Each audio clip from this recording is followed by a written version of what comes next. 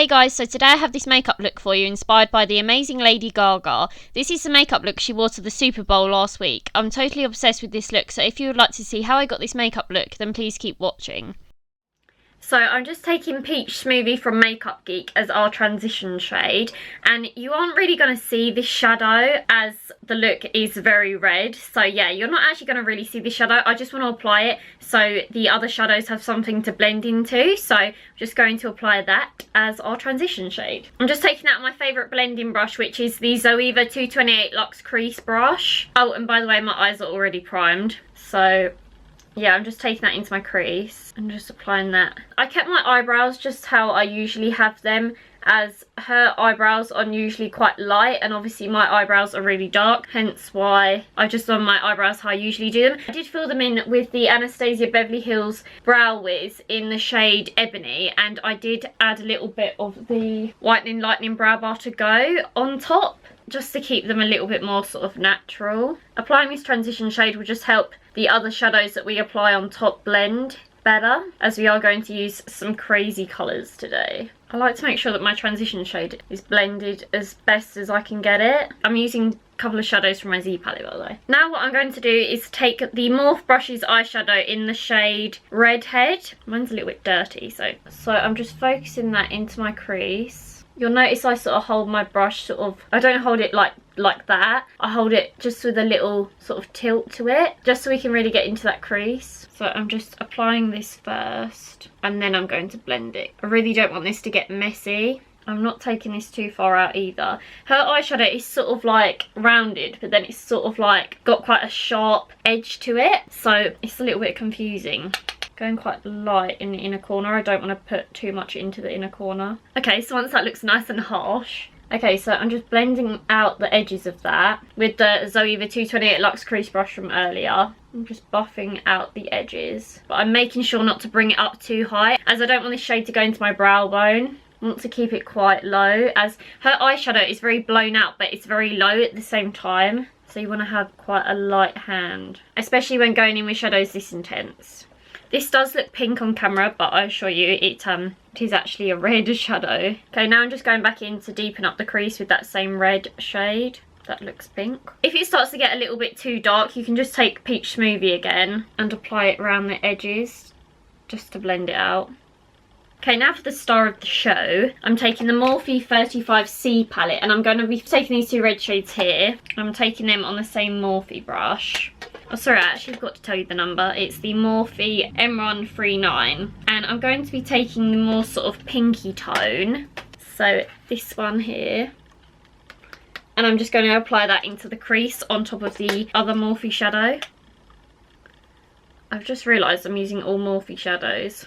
And I'm just taking a little bit of this white shade here.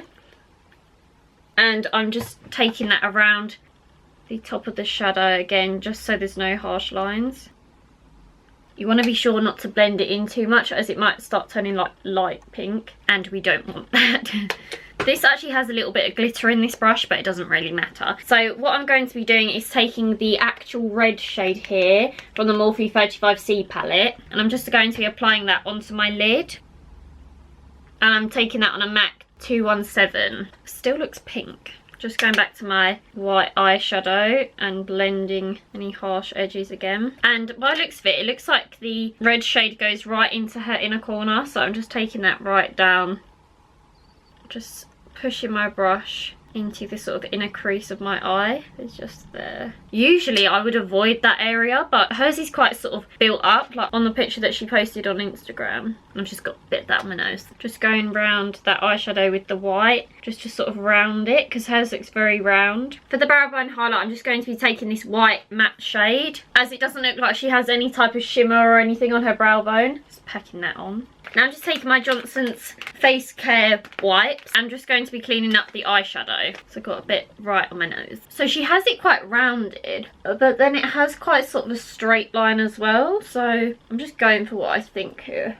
So as you can see, in the inner corner it's very sort of deep and down into my inner corner, but on the outer part of my eye it's very sort of rounded, and this bit here is quite sort of blank, whereas in my usual tutorials I would take it quite a little bit further than this. So yeah, we're just going with what Lady Gaga has on her eyes. What I'm going to do now is apply this pigment by Illamasqua, and this is in the shade Berber. It's this red shade. Just using this as like a base. This is what it looks like. As you can tell, this is more like red than pink. As I can't find my MAC 242 flat shader brush, I'm going to be taking this shadow on the Urban Decay. This is the brush from the electric palette, and I'm just going to be applying the pigment onto the brush, on the smaller part of the brush, and I'm just going to be pressing that onto my lid. You want to press this pigment just so you don't get as much fallout if you was to just swipe it. And you can take this as far up as you want, really. You can even take it into the crease, as her eyes are very sparkly. And we're going to be applying some glitter anyway, so this will just be a nice base for the glitter. Now that's applied, you just want to go in with your glitter. So I'm just taking this red glitter from this old like thing I had when I was younger. So what you want to do with the glitter is you just want to get an old brush. So you just want to get an old brush that you don't really use and dip it in some eyelash glue. And you're just going to place this onto your eye. It doesn't have to be neat, because you're just obviously going to be applying glitter on top. Just want to make sure your lid's nice and tacky for the glitter to stick to. Then you just want to get your glitter and you just want to pack that on top of the glue. And she does have this quite high up her eye, so I'm just taking it a little bit higher than my crease. I'm just going back in with the sort of raspberry colour, and I'm just using this to help sort of blend the glitter, just so it doesn't look so harsh. Just taking that over the glitter. For my lower lash line, I'm taking Redhead by Morphe again, and I'm just going to be taking this underneath my eye, and I'm just joining it up with the eyeshadow on the top. So I'm just connecting the two, and I'm making sure not to bring this too far into the inner corner, as it's quite sort of light in that area on the lower lash line on her eyes. And then just going in with that red shade from the Morphe 35C palette. Her inner corner is quite light, so I'm just going in with that same white matte shade from the Morphe 35C palette that we used to highlight the brow bone, and I'm just taking that into that inner corner and packing that down as a base for the shadow that I next apply. I'm just taking a little bit of Max Vanilla pigment. I'm just taking a little bit of this on my Real Techniques accent brush. I'm just focusing that right on that inner tear duct, as she does have the tiniest bit of shimmer, but literally like hardly anything at all. It's just right here, like where her lashes start. For false eyelashes, I'm going to be taking the Eyelure false eyelashes in number H117, and these are quite sort of like, they're quite feathery, like they're quite feathered out, so I'm just going to be applying them. So I'm just going to tightline my eyes using the Rimmel Scandal Eyes Kohl Kajal pencil.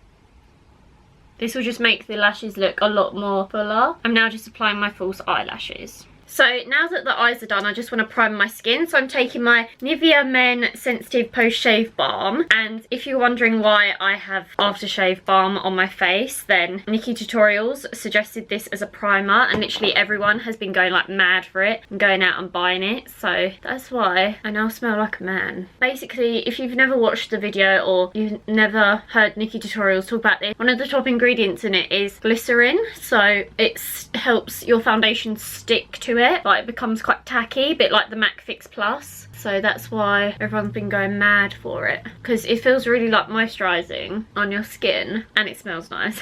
But it also feels like really tacky, so you can like just apply your foundation on top. As you can see, that, well, you won't be able to see, but when I like touch my face, it feels like really tacky. So now I'm gonna apply my foundation. For foundation, I'm using my new favourite, which is the EX1 Invisiwear Liquid Foundation, and mine is in the shade F300. So I'm just gonna shake this up. This is really good as it has like an olive undertone to it, so it's not like really orange or anything. Just taking 2 pumps of that on the back of my hand. Actually, I think that was 3 pumps, but oh well. Just dotting this around my face.